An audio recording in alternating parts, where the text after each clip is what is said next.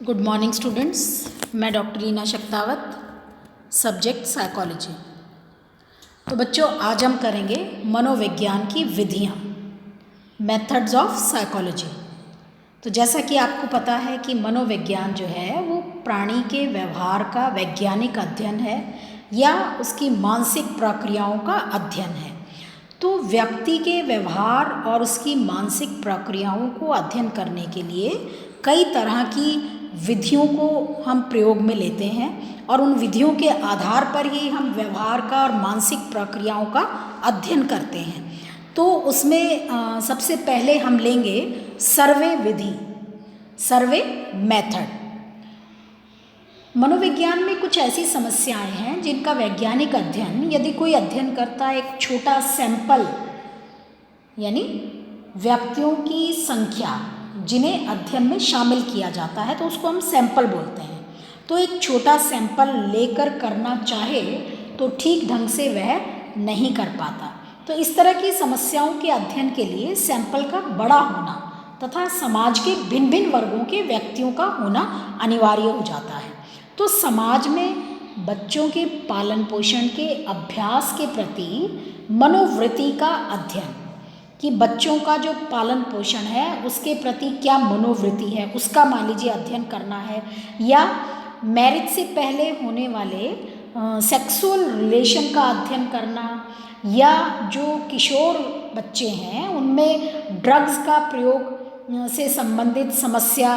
ये कुछ ऐसी समस्याएं हैं जिनका अध्ययन करने के लिए सैंपल का बड़ा होना अनिवार्य है तथा सभी वर्गों से प्रतिनिधित्व यानी रिप्रेजेंटेटिव सैंपल का होना अनिवार्य है। और इसी तरह की समस्याओं के अध्ययन के लिए मनोवैज्ञानिकों द्वारा सर्वे विधि को अपनाया जाता है।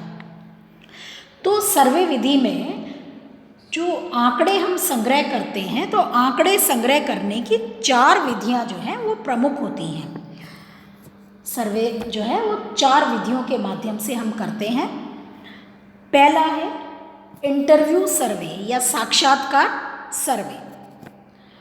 इसमें किसी समस्या के बारे में आंकड़े संग्रह करने के लिए सैंपल में सम्मिलित किए गए सभी व्यक्तियों का एक एक करके अध्ययनकर्ता इंटरव्यू लेता है। यानी जो अध्ययन कर रहा है या जो उस व्यवहार को स्टडी कर रहा है वो क्या करता है, सभी व्यक्तियों का एक एक करके इंटरव्यू लेता है।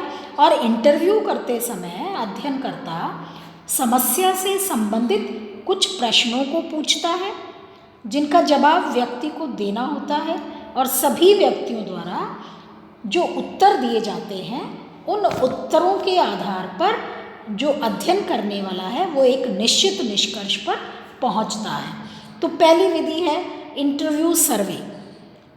ओके, फिर सेकंड जो विधि है वो है डाक सर्वे यानी मेल सर्वे, डाक के द्वारा हम सर्वे करें। तो इसमें जो अध्ययन करता है वो व्यक्तियों द्वारा दिए गए उत्तर, जो उत्तर हैं व्यक्तियों द्वारा जो दिए जाते हैं, उन दिए जाने वाले प्रश्नों को एक जगह छपवाकर एक उसकी बुकलेट तैयार कर लेता है और उन्हें डाक के द्वारा अध्ययन में शामिल किए गए प्रत्येक व्यक्ति के घर पर भेज दिया जाता है। और इन व्यक्तियों को सभी प्रश्नों का सही सही उत्तर देकर उस पुस्तिका को पुनः डाक द्वारा ही अध्ययनकर्ता को लौटा देना होता है। तो इस तरह से जो ये मेल सर्वे है या डाक जो सर्वे है, तो वो डाक प्रश्नावली द्वारा देश के दूर दूर के कोनों में फैले व्यक्तियों से भी आसानी से समस्या से संबंधित प्रश्नों के प्रति उत्तर प्राप्त हो जाते हैं। तो इस तरह से व्यवहार का अध्ययन करने के लिए डाक विधि को अपनाया जाता है। थर्ड है पैनल सर्वे। इसमें व्यक्तियों के एक ही समूह या सैंपल को, यानी एक ही समूह है या एक ही सैंपल है, उसको कई बार इंटरव्यू कर लिया जाता है, उसका इंटरव्यू कई बार लिया जाता है। यानी कहने का मतलब ये है कि एक ही सैंपल से समस्या से संबंधित प्रश्नों को कम से कम 2-3 बार तथा भिन्न भिन्न समय अंतराल पर पूछा जाता है और उनका विश्लेषण करके अध्ययनकर्ता एक निश्चित निष्कर्ष पर पहुंचता है। इस विधि द्वारा आंकड़े संग्रह करने में जो फ़ायदा होता है कि ये होता है कि अध्ययनकर्ता को ये साफ साफ रूप से पता चल जाता है कि वे कौन कौन से फैक्टर्स हैं या कारक हैं जो समस्या के प्रति व्यक्तियों के एटीट्यूड में अंतर लाते हैं, व्यक्तियों की मनोवृत्ति में अंतर लाते हैं। एंड फोर्थ है टेलीफोन सर्वे। इसमें अध्ययनकर्ता अध्ययन में शामिल किए गए व्यक्तियों से टेलीफोन के द्वारा प्रश्नों का उत्तर पूछता है और इस तरह से टेलीफोन सर्वे में आंकड़े तो जल्द ही संग्रह कर लिए जाते हैं, परंतु देखा गया है कि टेलीफोन पर व्यक्ति प्रश्नों का सही जवाब, विशेषकर वैसे प्रश्नों का जवाब जिनका संबंध मोरालिटी से होता है, नैतिकता से होता है, तो उनका वो सही जवाब नहीं दे पाता है। अब भारत जैसे देश में टेलीफोन सर्वे का एक दोष ये हो जाता है कि यहाँ कम ही व्यक्तियों के पास टेलीफोन की सुविधा है, तो इस तरह से टेलीफोन सर्वे का महत्व अपने आप में काफ़ी सीमित हो जाता है। इसके जो ये विधियाँ थी, तो इस तरह से इन इंटरव्यू के आधार पर या डाक के द्वारा या पैनल सर्वे, एक पैनल बनाकर या फिर टेलीफोन के आधार पर हम जो है आंकड़ों का संग्रह कर सकते हैं। प्रश्नों के उत्तर जो है हम जो हमारा सैंपल है उनसे हम ले सकते हैं। तो बच्चों, इस विधि के जो कुछ गुण हैं, सबसे बड़ा जो गुण है कि इसके द्वारा कम समय में अधिक से अधिक व्यक्तियों से आंकड़े जो हैं वो इकट्ठे किए जाते हैं और इस विधि में समाज के भिन्न भिन्न वर्गों से व्यक्तियों का चयन करके उन्हें अध्ययन में शामिल किया जाता है। इसलिए इससे जो प्राप्त निष्कर्ष हैं उनमें जनरलाइजेशन यानी सामान्यीकरण का गुण अधिक होता है। तो दूसरे शब्दों में हम ये कह सकते हैं कि इस विधि से प्राप्त निष्कर्ष को अधिक से अधिक व्यक्तियों के लिए सही माना जा सकता है।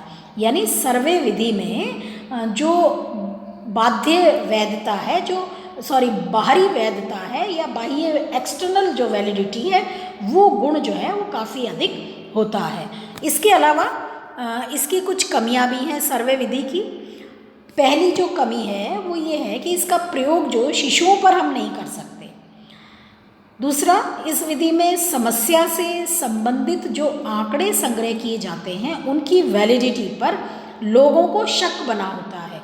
एग्जाम्पल, डाक प्रश्नावली द्वारा प्राप्त सूचनाएं या आंकड़े सही हैं, इसे निश्चित पूर्वक कैसे कह सकते हैं या उनको कैसे कहा जा सकता है कि हमने जो डाक से जो सूचनाएं प्राप्त की हैं वो सही हैं। तो हो सकता है कि इस प्रश्नावली के प्रश्नों को उचित व्यक्ति जवाब ना देकर कोई दूसरा जवाब दे रहा हो। ऐसा भी संभव हो सकता है कि व्यक्ति कुछ ही प्रश्नों का जवाब दे और जो हमारा क्वेश्चनेयर है या जो प्रश्नावली है उसको लौटा दे।